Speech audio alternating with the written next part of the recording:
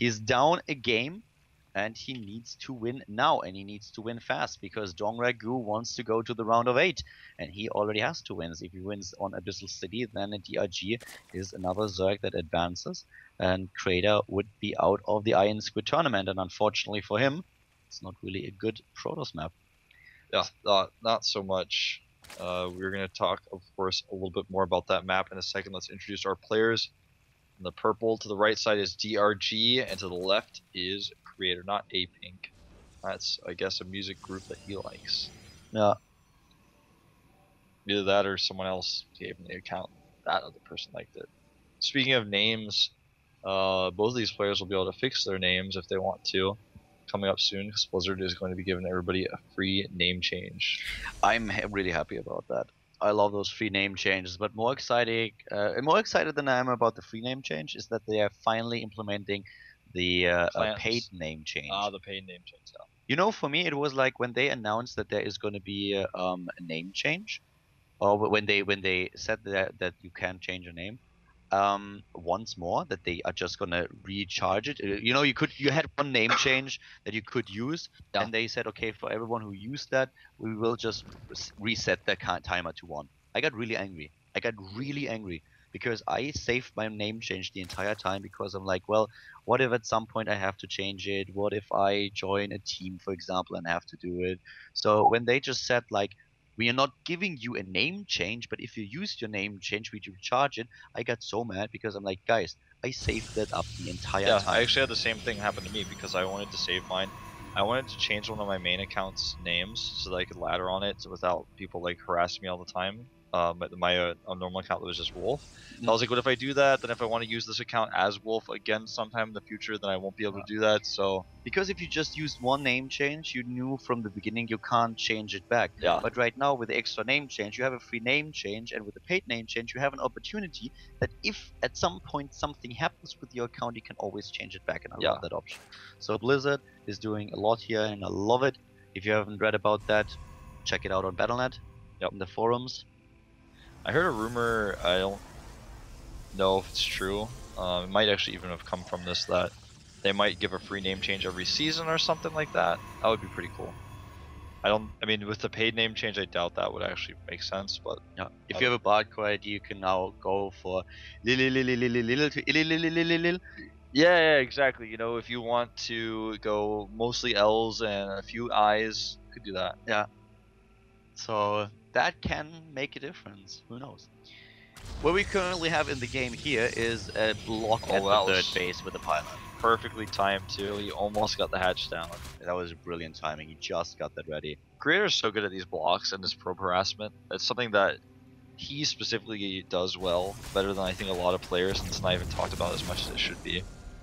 Well, what we currently have on this map, Abyssal City, is the situation for the Protoss is really difficult when it comes to the third base. Taking it and defending it, well, taking it is easy. Defending it, that's where the problem lies. And most Zerg players just try to put pressure onto the natural, onto the third. And for the Protoss, it's really the question, are you confident enough to take the third, go into that defensive play, or do you try to hit a 2-base timing? And the 2-base timing is what Creator showed us in game number 3. And that was the game that he won. Every single time when he tried to play the long game, he lost. Game number 1 and 2. But with the timing, he took the game. Yeah. Just don't go throw away too many units. I say the words throw away, but it was more so he wanted to go for a counterattack and it failed, and then he was too far behind. Well, not too far behind, but just did not have enough units to hold the Creator's follow-up attack. Yeah. Well, right now we have 33 against 34 harvesters, and the +1 attack upgrade has been started. The robotics facility is on its way.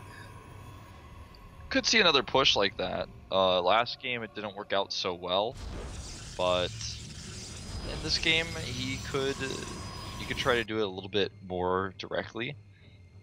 Taking a third base on this map is something you can do, but it's hard. We talked about it a lot already, and I could actually write an article about it if I wanted to. I have to admit, shame on me that I didn't really pay attention too much on the timings of +1 and Robo, but it looks to me a bit more like we're gonna see a War Prism instead of an Immortal Push. Yeah, this is last time he got the +1 basically as the first mortal was coming out. Now there's the Warp Prism. There's the War Prism. Okay, War Prism, and we have the additional gateways. 3, 4 in total. And let's see how DRG is gonna deal with that. War Prism opening can do quite a lot. The question is always like, what do you try to achieve? Do you just try to be aggressive, or do you try to go for an opening where you block the ramp, where you go a little bit more all-in-ish, you commit more to it? And if he would do that, he would need more gates. With only 4 gates, that's not really, that's usually not enough. So even though he's loading the sentries now, I think this is more to trap drones than to block a ramp. And he's already going towards the third base and is just not spotted by the overload that's there. Yeah, and he has the watchtower too, so he blocks this. The giant GSL logo flies over. And there's the warp in, goes for the zealots on the low ground, +1 is done. And also Twilight Council now is the follow-up in the third base. Yep. This is pretty cool because it's going to keep DRG off his third. This is a very extremely crazily risky third if you're not doing something like this, but because he is doing this and even has a sentry support here, this is, yeah, it's not like he's doing damage to DRG, but DRG is focused on this. He's not focused on setting all these lings. Imagine if those lings were at the third base just now. Yeah, but they will be. The third is so crazy fast. It is before he has enough immortals, it's before he has the Twilight Council, but he has a few units there. I'm not quite sure if that's enough, but he still has the Warp Prism and is trying to drop a few units and warp in zealots. But yeah, the defense is going to be tough. Yeah, because he's focused on his Warp Prism and his Force Fields here were not very good. He trades enough with the lings to where these lings are not going to be able to kill his third, but the next wave would, so he cancels it. Yeah. And this is actually putting DRG into a great position. He was not really phased by that Warp Prism play. And that was Creator kind of hoped for. Creator hoped to do damage to at least occupy Dongregu and then at the same time get his own base up. So the idea was distraction. Distract the Zerg player for as long as possible, get the third up, get a couple of defenses in there, get the third before you get those additional gateways, and also of course the blink upgrade that allows you to be mobile enough. It was a bit of a gamble, it was a risk, and it didn't work out because Dongregu was ready for the Warp Prism harass. The Warp Prism is now being used to kill creep tumors with the observer nearby.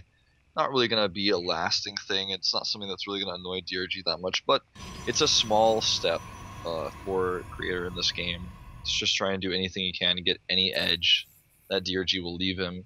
Creator is gonna go for the third base once again. He added a lot of gateways, and well, I think this time he's gonna save it, but whoa, wow, the lings are getting dangerously close to those sentries. Yeah, that was unfortunate. That, you know, he wanted to get the third base, but Creator has just had too many units. The Spire finishes here, and this is a bit nesty, what we're about to see. Yeah, he is going for +2/+2, but he will also start to build Mutalisk, and here they are. So that's something that I think Creator might not even anticipate. If you look at his army, he is very, very zealot heavy, just a few stalkers, and of course all the sentries. So this is how an ST countered the original Immortal push. Immortal was like on top of the force field, looked like. Yeah. He's just buying time here. He is, and ST style is pretty cool. Like I don't know if he's gonna be able to hold this though. He needs to get more spines up. He's really skimping on those, and this muta count is not enough. Army supply is even. Creator supply of luck, but he moves in, and here come those sentries dropping force fields as the Creator, as Dongregu takes another attack. Yeah, and he's going for a counter attack because he knows he can't fight this army. And the more mutas he gets out, the more mobile army he has in a base swap situation. He's trying to go for a third, it doesn't exist. The Mutalists are moving in, they will open up a pathway into the base. This is once again an elimination race. Yeah, and it's going to be very difficult for Creator to win that race. The Forge will not finish +2. That's very critical here. The drones are already across the map for DRG. How many probes is Creator going to be able to save? the golden rule: don't base trade against the Zerg. He's going for the Spire. And he did not kill the Evolution Chamber. The +2 attack upgrade for the Zerglings is now done. 4 more meters start before that Spire goes down. A few probes trying to escape. It looks like he's going to find and kill them all. There are 11 probes left in the game. Does he have a few of them to the top right? I actually don't know. I don't think he does. I'm starting to look around on the minimap and it doesn't look like he has any probes. 2 hatches are being built. He builds 2 additional hatches, but this is like bad news for Creator at this point. He's losing everything. He's hiding a few buildings. Oh no, not quite yet. He loses all of his probes as natural. There's 2 probes left. Okay, he hides at Nexus the 6 o'clock. Yeah. The funny thing is that he hides the Nexus between the 2 Zerg hatches that are being built. Yeah. Now he sees the hatch at the bottom right though with his probe that he built the Nexus with. Army supply right now, 87 for Creator for 66 for DRG, but DRG has the better army by far, and if he finds these Nexi, he'll be able to kill them. Like you said, this one's in between his 2 hatcheries, so the likelihood of him finding it is pretty high. And well, better army in regards to mobility, because head-on, of course, he can't fight it, but still, that's like, oh, can he? Yeah. Well, no. Okay, there are too many zealots. Shouldn't be able to pull it off. And neither player can alter their army at this point. This is Well, all they're gonna have until they get their Nexi up. Actually, it's 1-1 upgrades against 2-1. The armor upgrade for the Zergling is also completed, so the zealots are not as effective as they could have been. He is going to try to kill his hatch, but he fails, loses these zealots, and these zealots cannot be replaced right now. And let's not forget that we already have 18 drones for Dongragu, so he can mine. And he's even getting a 3rd hatch. Look at the supply for Creator, it's 81 out of 10. He has to, and he's going to lose his Nexus, so it's going to be back to just 81 plane. And that means he has to make about 8 pylons before he can make a single unit. Before he can make a single gateway. What a horrible position for Creator to be in. He knows exactly that he's just waiting to die. He can just target down his Nexus if he doesn't know it's his last building, but if he knew that, he could actually just target this Nexus down with Velos. He can't mine. He cannot build probes. Yeah, he can't even build anything. Probes. He is stuck with this army. That's all that he's got. And the longer he waits, the more army or the more time DRG has to rebuild his army. And if he moves out, his Nexus is going to be sniped. And DRG has already seen everything now with his units. He knows there's no buildings on the map. He has literally scouted everything. So there's no unknown here. DRG knows this is his objective, kill the Nexus, and he knows he can tell that he knows Creator's not mining. He sees it several times. He knows there's no pylons, so he's just starting gases.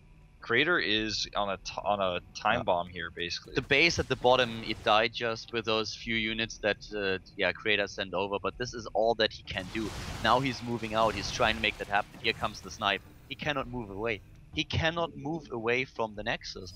And this gives now DRG the time to mine more and more, to get his tech started. He starts spine crawlers. If Creator had saved those probes earlier, it would have actually just been...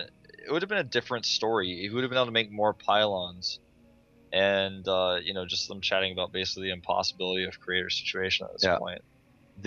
He is at a loss situation. The game is over. He knows it. GG, and well, this is it. We have Dongragu advance. Creator is out, so now we have Dongragu in the round of 8.